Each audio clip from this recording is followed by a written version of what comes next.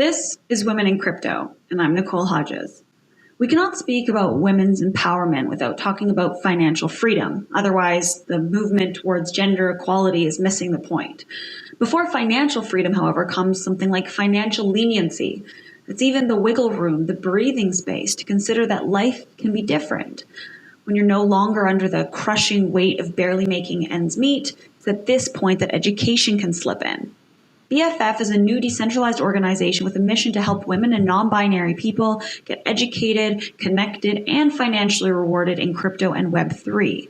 Started collaboratively by over 50 leading women across industries, some of whom include Mila Kunis and Gwyneth Paltrow. According to their site, Web3 will be a $10 trillion industry by 2026.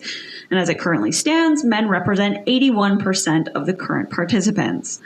The lack of women in cryptocurrency is, of course, tied to a larger issue of how few women there are in tech and finance in general. But the interesting thing about crypto is that NFTs, for instance, it's about art. There's an incentive to get involved and to learn.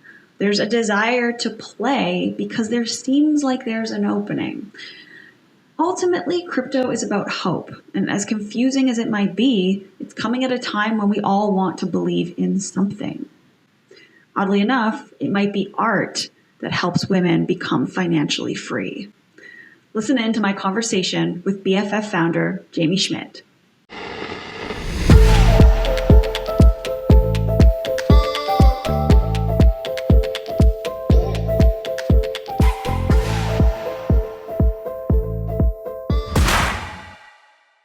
Okay, first question on my mind is, what is it like to be Jaime Schmidt right now? Oh my gosh. It's wild. I think my journey just from childhood to getting here has just been pretty insane. But I feel like I'm only getting started. There's a lot more ahead. But, I think about back to the highlights, right? Like, I went to college. I was fortunate in the sense that my parents were willing to help fund that. So otherwise, I probably wouldn't have ended up there. I went to a Big Ten school, Michigan State. Totally lost. Didn't know what I wanted to do with my life. Ended up choosing a degree in business because I thought it was practical and made sense. And that's what my brother did. And then from there, spent several years just getting my hands dirty, jumping from job to job, trying to figure out what I wanted to do, what it meant to, be a professional career person. And I think things changed when I moved to Portland, Oregon, and realized that there were a lot of creative people in the world, and they were doing cool things. And I wanted to be a part of that. And so I started testing out my creative side, making things, got pregnant pretty early, unexpectedly in a relationship. And then that was my impetus for really leaning into natural products. So everything kind of came together. I started making my own beauty and personal care products. I thought maybe there's something kind of entrepreneurial here. And so I took them to the farmer's market, started selling, and the response was really incredible. And so all of a sudden I'm running this big business. And fast forward 7 years, the company was acquired. And then I was in a position to do new things, and then ended up writing a book about my experience, starting an investment fund. And then a couple years later, entering the world of Web3 and NFTs and all that. So yeah, it's been a fun ride. Oh man. So you've just that's insane. That's like, okay, thank you for the highlight reel, which is so rich with experience and experimentation. And I don't know if it's so much luck, but would you say you're a type of person that whatever comes your way, like you'll find the best in it, or like what has been kind of that common thread? I mean, it sounds like like a perfectly cute story, but there was so much that happened along the way, right? Like tons of setbacks, emotional challenges, like financial, things I had to overcome, and just it was not easy. You mentioned luck. Like, I think luck comes to people who work hard. Things certainly, turned out in my favor as of now. Like, I know there's probably more challenges ahead of me. But yeah, once I set my mind to something, then I like to follow through. And I think that was basically what gave me my competitive edge, throughout all the obstacles, was just, I really believe in what I'm building, and I'm just going to keep pushing. And yeah, some days are going to suck. But then there's going to be some days that are amazing. And so as long as we net out positive, right? Like then we're on the right track. Mm-hmm. So what does Web3 hold for you? What's the appeal and what are you creating? Yeah, so much. It's, I'm not a person who like immediately jumps into a trend and without researching it or without, having a little bit of hesitation or skepticism. And so I'm not going to, pretend like I was the first to the space because I wasn't. But once I started to see the opportunity for makers, creators, artists, and business people, then I got really intrigued. I'm a brand person. I love consumer products. And when I started to recognize the opportunity for brands to plug in and take advantage of that with their marketing and acquiring new customers, that's what sold me. So I first jumped in with this project called Crypto Packaged Goods. It's a community I started with my husband and business partner, Chris Cantino. The two of us are. I remember seeing that back in the day, and I was like, "Damn, this is so well done." Thank you. We both love CPG. So after the acquisition of Schmidt's, we actually had started the community, and it was mostly on Clubhouse at the time. And then as that scene sort of shifted, we moved over to Discord. And then when NFTs gained popularity, we're like, we need an NFT collection. But we never imagined it, turning into what it has become today. It started with a community of, who we saw as leaders in CPG and Web3, brought them all together in one space. And then I've just built from there. And so the value coming out of that is incredible. There's a lot of brands being incubated. There's new NFT projects starting. We've seen DAOs form where there's a lot of investment opportunities and just tons of sharing of alpha every day. So that's kind of what kickstarted me. And then had this opportunity with BFF, right? And just recognize that we need more women in the space and we need to break down some of the barriers. And so partnered up with my BFF, Britt Morin, who actually I had not met in person before we started this business together. And so together we both saw the same opportunity and just was Britt a Clubhouse connection or like even further back? Played in the same circles. We're both entrepreneurs. We both are, really ambitious and networked and just, excited to help level the playing field and enable opportunities for others. And we've both been working pretty hard to help onboard women into entrepreneurship. And so we had that in common. And then just saw this opportunity and thought, we just would make a good team for a lot of reasons. And so had the idea, jumped in together, and then just been going steady since. Right. And this, BFF is essentially bringing more women into Web3 and crypto NFTs by demystifying it, which standing on the outside of anything looking in, especially something that feels like it's almost an entirely new language, can be so intimidating and can stunt so many people, or at least make them feel like I've missed the boat. Like there's no way I can even catch up at this point. And you're changing that. Yeah, that was our goal. And we're not, pushing people to like buy things and, necessarily get rich off crypto or NFTs, but it's more like being able to contribute to the conversation. Feeling like that we can at least understand what's happening and to recognize the potential. And so that's a big piece of it.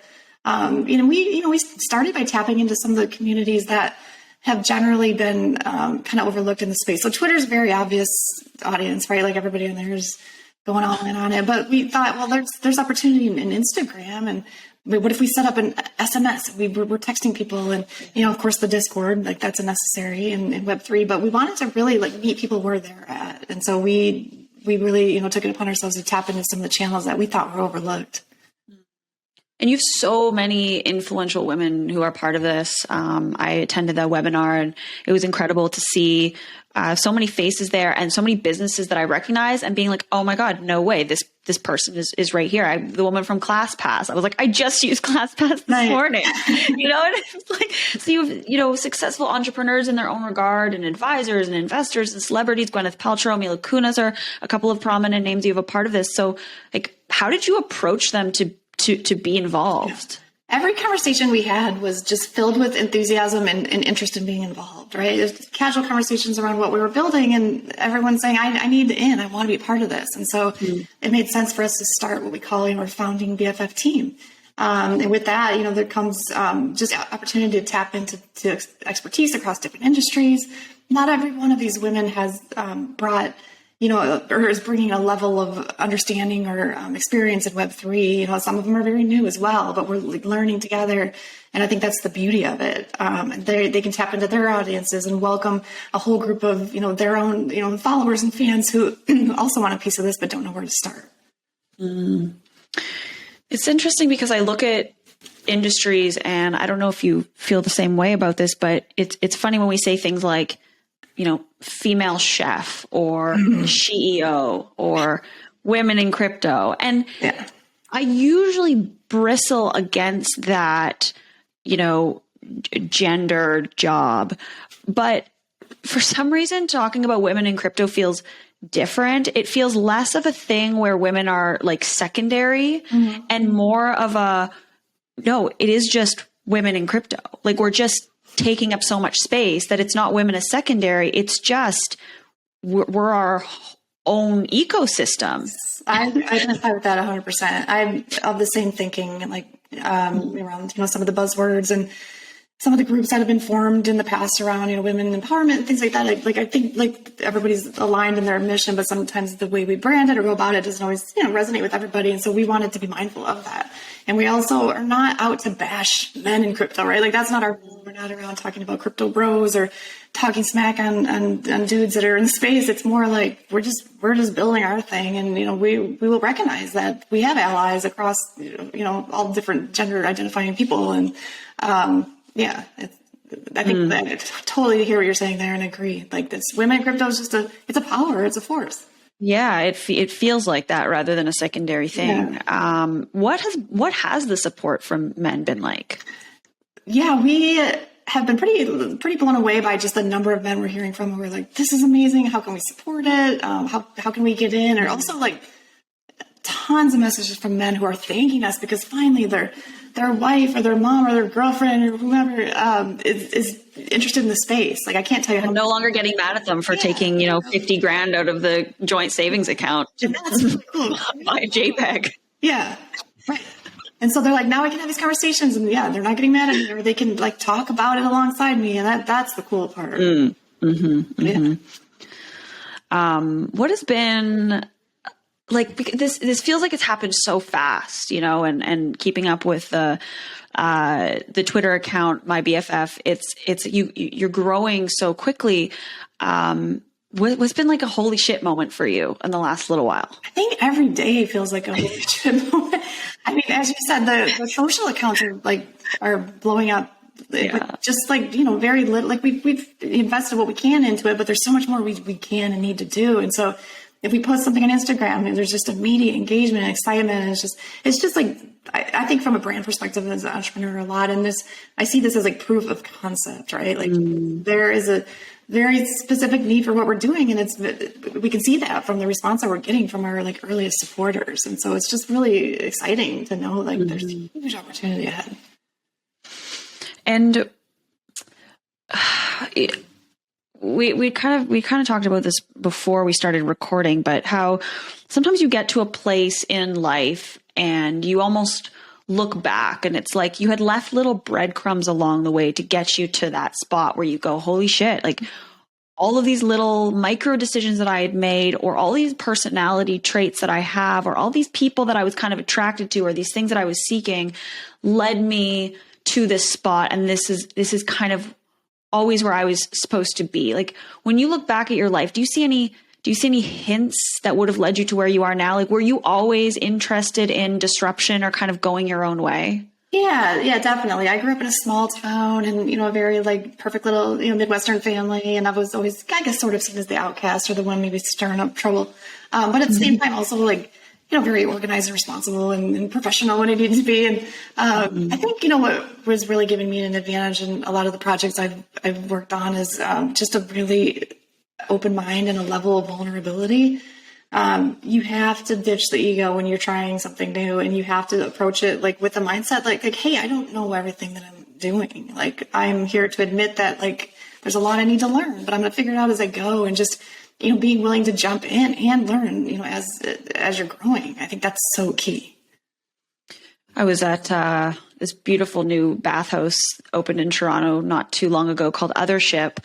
And I was there with a friend. It's so nice to have a place that you can go rather than just being like, okay, you want to go get a drink? It's like, no, I don't. But there's this new hang spot, which is just so nice. So, we had just had a sauna yesterday and we were chatting, and, I was sharing with her that I'm so intimidated because I'm growing a community as well. And I'm like, I'm terrified that I'm going to do something wrong. And she looks at me and she goes, well, you are. What? She's like, you are going to do something wrong. You probably make lots of mistakes, but it's about making sure that the mistakes that you do make aren't ones that like fundamentally hurt somebody. Yes. And the little mistakes that you do make, just learn from them. Yep. I literally tweeted that like 2 days ago, like founders, if you think you're making mistakes every day, like, you are, you are. But it's just the mindset around like how you process that and make space for, admitting that, hey, I screwed up here, or maybe I should have approached this differently, and just continuing to learn from it. What does it feel like to be growing something so quickly? Like, does it feel like it's, I don't want to say out of your control, because that's not really the sense, but that something is like, this is bigger than you, and like, you're kind of like following a pull? I always say, if you can build something that is able to survive without you, you're like building it the right way. And I truly already feel that way about BFF. With my brand Schmidt's Naturals, it took a little longer. I kind of eased in and built up the brand, but there was definitely a turning point in that part of the business too, where I was like, okay, like this business doesn't necessarily need me anymore. We have a whole team that's killing it. We have a customer base that's enthusiastic, and it's just its own beast, right? And I'm feeling that with BFF now. It's like it's our community. It's our small but mighty team, and it's just going to continue that way. And, Britt and I will continue to oversee and lead and strategize, but, eventually we'll be able to step back and just let the community drive everything. And that's the cool part. Right. And, what was a job posting was just put up, right? Editor-in-chief, is that correct? We've got a few positions we're hiring for right now. And the first couple of hires we made, we, rushed into pretty quickly. Like we knew they were smart hires, but we also were just like, let's get people on now. And, now we're settling in and really recognizing where we can plug in and make really strategic hires. And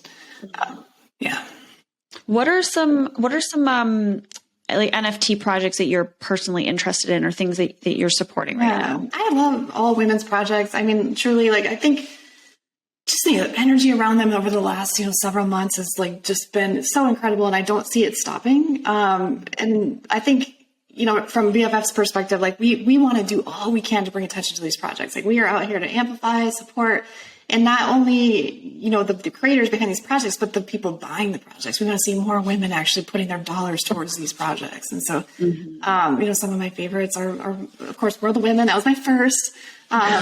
Women Rise. I love Boss Beauties. I think there's a few more that are up and coming that I have kind of tips on that I know are going to be huge. And so I love them all. Yeah. And I think there's just, it's not always about utility either. I've been thinking a lot about that. Like, I love a project that has utility built in, and where the benefit extends beyond the art. But then there's also something beautiful about just like a really nice piece of art, like a nice, beautiful NFT, right? Like, why can't we appreciate that for what it is, instead of like preaching this idea of having to have utility around every single project?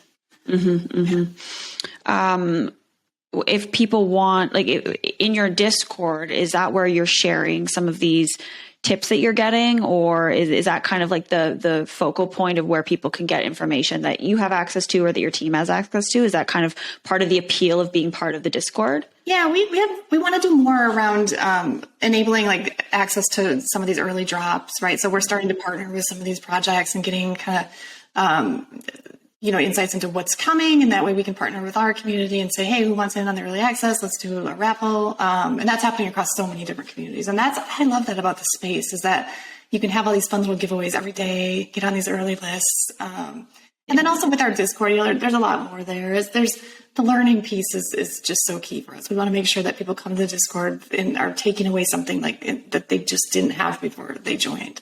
So whether that's a friend, right, or just a place to vent about your struggles in the space, or actually taking away value from a conversation that we might be hosting. So there's a lot more coming. The Discord's grown really fast, and just from little that we've put into it, and so we're going to really put a lot more effort and kind of energy behind that too very soon. So let's say that someone finishes listening to this and they're quite new.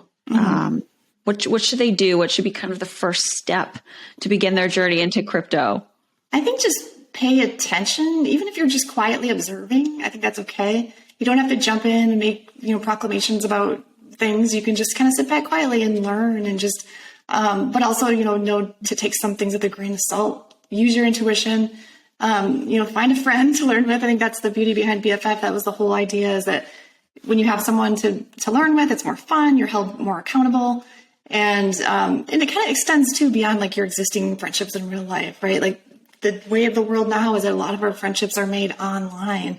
And those are a lot more valuable in some ways than some of the real life friendships that we have. And so with BFF, like that's kind of the idea there, is just like this idea of friendship across the world, and the benefit of learning alongside other people. Jaime, thank you so much. Thank you.